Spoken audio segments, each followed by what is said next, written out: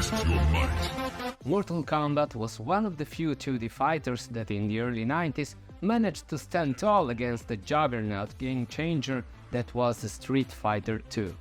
Both series, it's safe to say, are well and healthy to this day, over 30 years later. But what's MK's secret?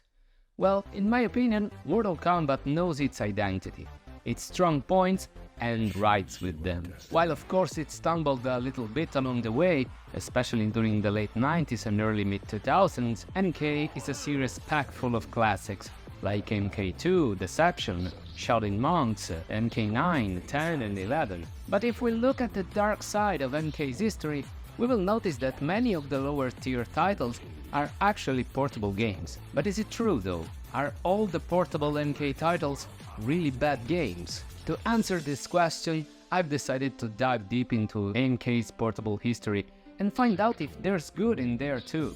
So, elation and jubilation gamers from all around the world. I am Lucian and this is the World Gamer Show. And today, we're going back to the past to take a look at all the Mortal Kombat games released on the Game Boy, GameGear, GameBoy Color, and even the goddamn Gamecom. Man, saying all these names back to back makes me notice that, honestly, they kind of lacked imagination when it came to naming their consoles. Anyhow, I know that they all have pretty bad reputation, but are they all stinkers? Are there really no redeeming qualities? Well, unlike the Game Boy screen, the truth isn't always black and white. I don't want to anticipate it too much, but just know that a certain four-armed giant was actually playable on one of these versions. So, without further ado, let's find out if the early MK portable games are really that bad.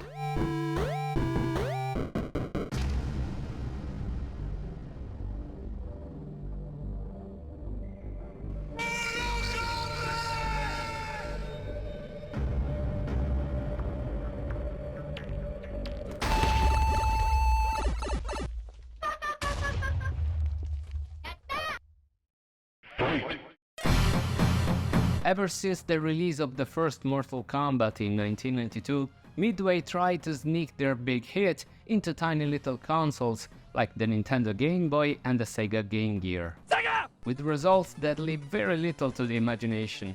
For the tough job, they contacted the Probe to bring MK to the small screens of the handhelds available at the time.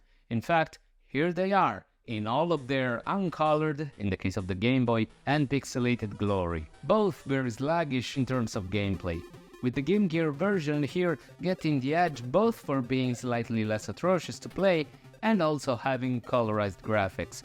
Really, the Game Boy version is so bad that I couldn't even perform any single special move, not even once.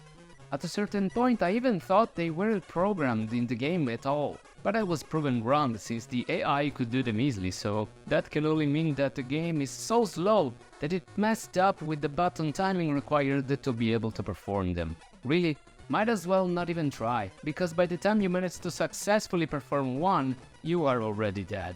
お前はもう死んでいる。何?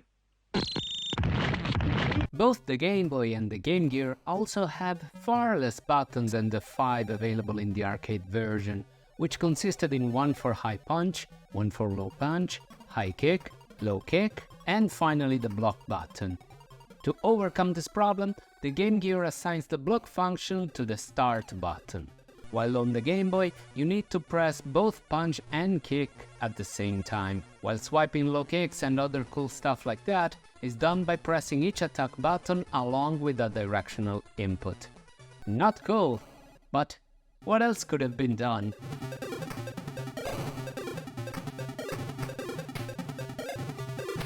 Both versions had cut content, of course, between removed stages and characters, but you know what the developers thought absolutely necessary to keep? Limited continuous and endurance matches. Yeah, I could have done well without them. However, in an unforeseeable turn of events, the Game Boy version actually added something extra. If you manage to finish the game, wait for the credits to finish until the end appears, and then hold the buttons up, left, select and A for a few seconds, and you will be granted the chance to play as the big guy himself, Goro, for the first time in MK history. That's right, If you MK fanatics thought that Goro's first playable appearance was in MK Trilogy, well, think again. And it's truly crazy to think that the only version of the first Mortal Kombat in which you could play as the boss character was the Game Boy, right? Raise your hands who among you knew this fact back in the day. Come on, I'm waiting. I'm not even raising my hand either, by the way.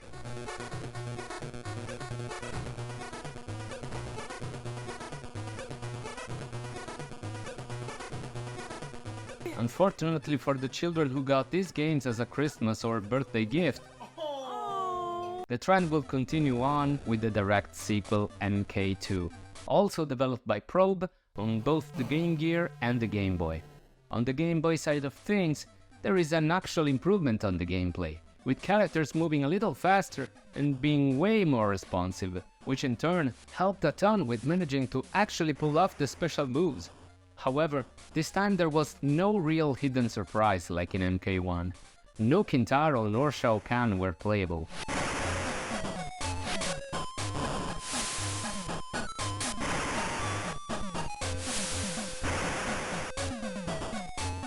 The Game Gear, as per usual, has better graphics with actual colors thanks to the better performing hardware, but it's still pretty sluggish.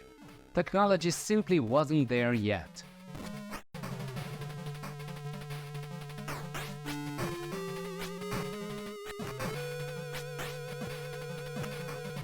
And technology wouldn't do any favors also to MK3's portable versions. This time developed by Software Creations, MK3 saw a decisive step back on the Game Boy, especially compared to its direct prequel.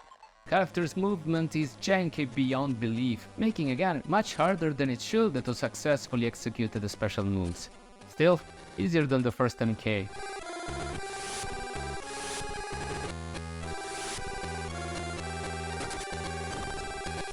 The Game Gear version is again superior, even if not by much this time from a gameplay standpoint. As usual, better colored graphics, but not much else was improved. This will be the last MK game released on the Game Gear, and if I can draw one conclusion is that the quality of the MK titles on the Sega portable brick was more stable than the Game Boy, which really was all over the place, with MK2 being by far the only one worth playing, or rather playable. I mean, all games had decent graphics based on the digitized actors, especially for the consoles they ran on, but you can't sacrifice gameplay to achieve that. Again, especially on the Game Boy, where it's not like there weren't any good fighters. The excellent Killer Instinct came out the same month as MK3, and the difference in quality is night and day, so really there were no excuses for MK3, even at the time and with that technology. It's actually a pity that Midway changed developers for the HandHeld porting of MK3, as Probe actually proved to have developed quite the experience with the jump from MK1 to MK2, and I'm firmly convinced that if they had had the chance to develop MK3, something much better could have come out. Alas, it was not meant to be.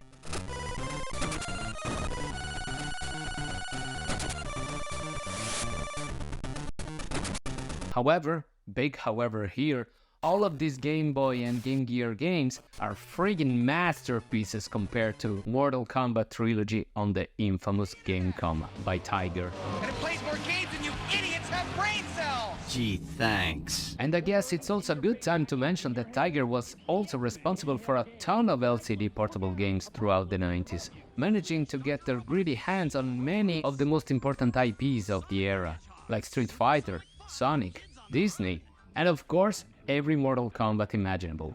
So that explains how they managed to get their contacts to bring on board many of the most influential developers of the time to develop games for the touchscreen capable, internet connectable, gaming incompetent piece of mess that was the Gamecom. Oh, and it was black and white, which is an absurd choice for a console released in 1997. This meant that among your ports of Sonic Jam, Fighters Megamix, Resident friggin' Evil 2, and Duke Nukem 3D, there was Mortal Kombat Trilogy. I don't even know where to begin with this one. It's unplayable. It's literally unplayable. Nothing will move properly, and it's more of a Rorschach test to understand what you see on the screen. And no hit will connect properly. no special move detected, nothing working the way the most basic fighting game, heck, the most basic game should do. And of course, the most defining feature of Trilogy, the fact that it had the full cast of all previous games, was absent, since the number of characters was greatly reduced. But at this point it doesn't even matter with a gameplay like that. I mean, take a look at what they did to my boy here, Motari. He was one of the strongest boss characters in the game, and I can't even manage to beat Melina here. And the same for Shao Kahn. I expect nothing, and I'm still let down. This one really takes the cake to be the worst so far. I mean, the emulator for the GameCube was a bitch to set up, and I did it all for what? For this?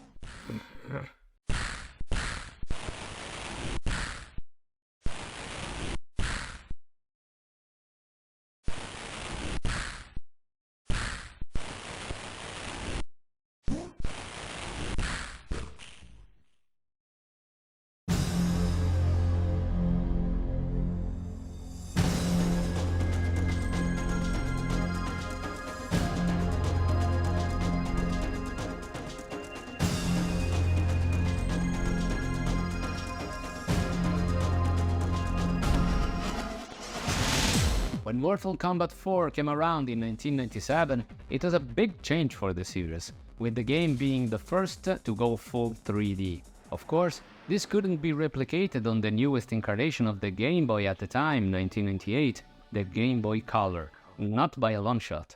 So the developers at Digital Eclipse, the masters of compilations and collections, tried their best to give us at least a decent 2D combat game.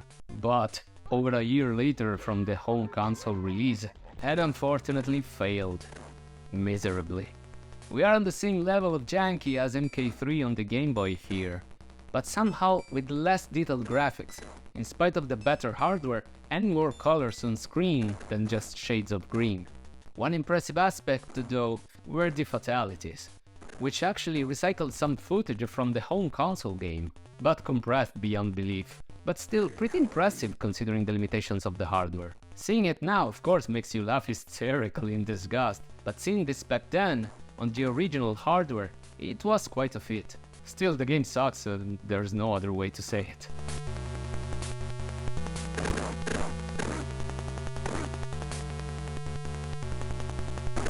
So, things were looking pretty dire up until this point in the MK portable history. Not one single decent game actually worth playing so far. But let's be honest here, the technology wasn't really there yet. What could anybody expect? Even the best fighters on the Game Boy, like the shockingly good Killer Instinct port, were still a far cry from their home console versions.